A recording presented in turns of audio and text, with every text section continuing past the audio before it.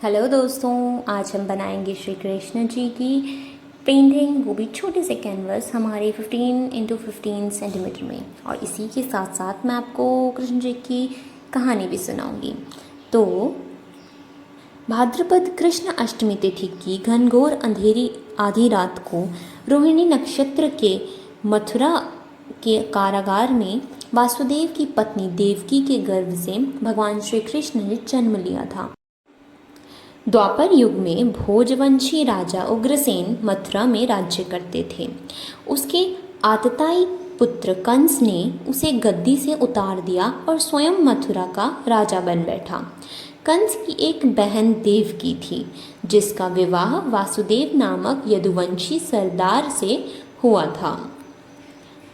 एक समय कंस अपनी बहन देवकी की उसके ससुराल पहुंचाने जा रहा था। रास्ते में आकाशवाणी हुई, हे कंस, जिस देवकी को तू बड़े प्रेम से ले जा रहा है, उसी में तेरा काल बसता है।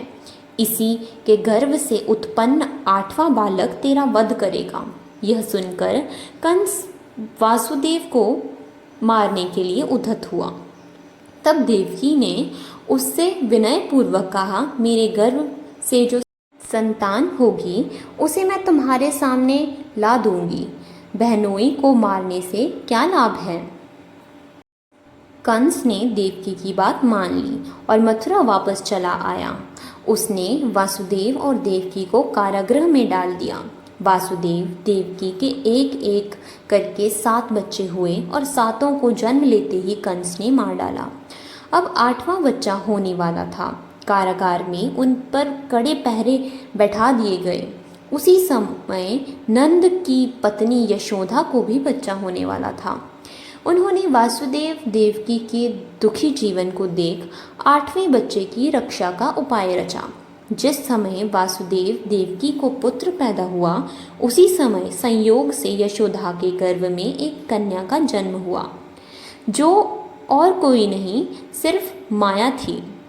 जिस कोठरी में देवकी वासुदेव कैद थे, उसमें अचानक प्रकाश हुआ और उनके सामने शंख चक्र गदा पद्म धारण किए चतुर्भुज भगवान प्रकट हुए।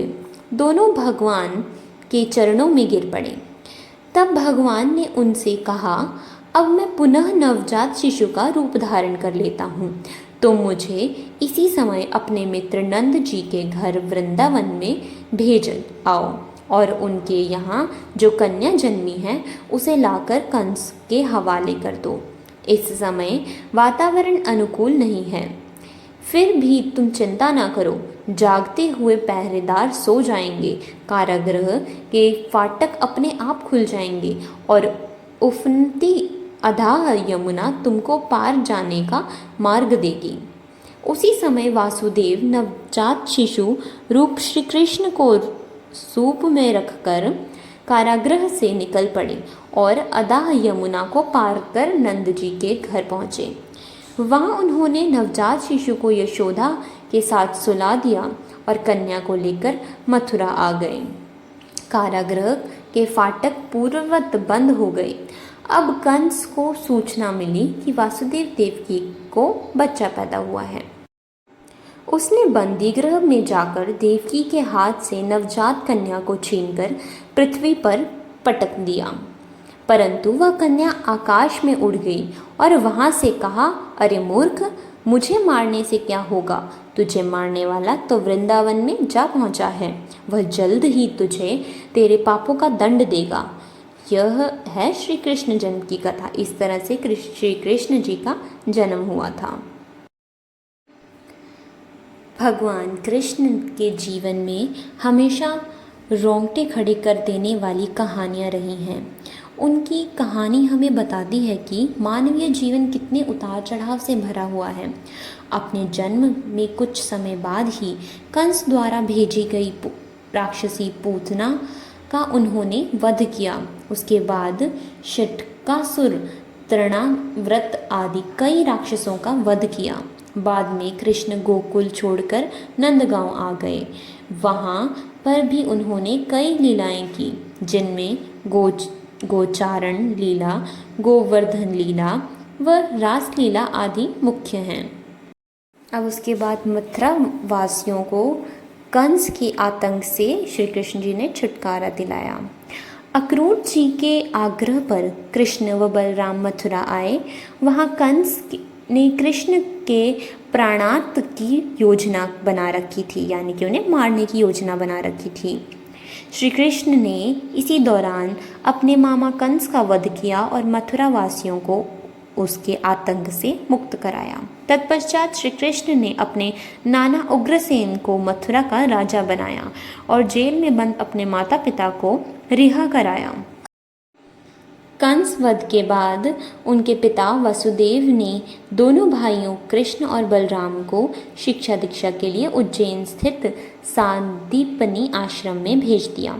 आश्रम में ही श्री कृष्ण भगवान की मुलाकात सुदामा से हुई।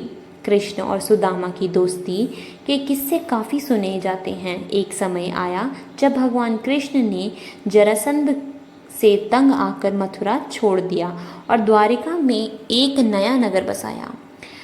अनेक द्वारों का शहर होने के कारण इस नगर का नाम द्वारिका रखा गया था। श्री कृष्ण की पत्नी रुक्मिणी थी। रुक्मिणी का पूरा बचपन श्री कृष्ण के साहस और वीरता की कहानियाँ सुनते हुए बीता था। ऐसा कहा जाता है कि श्री कृष्ण की रानियाँ की संख्या 16,000 से भी अधिक थी। इनमें से ज़्यादातर उनके द्वारा किसी न किसी कष्ट से मुक्त कराई गई रानियाँ या राजकुमारियाँ थीं। इससे पहले महाभारत के युद्ध में भगवान श्री कृष्ण पांडवों के पक्ष में थे। इस युद्ध में श्री कृष्ण अर्जुन के सारथी बने। 18 दिन तक चले युद्ध में जीत अंततः पांडवों की हुई। भगवान कृष्ण महाभारत युद्ध में सारथी की भूमिका में थे। युद्ध के दौरान कृष्ण और अर्जुन के बीच का संवाद भागवत गीता नामक एक ग्रंथ के रूप में प्रस्तुत किया गया है।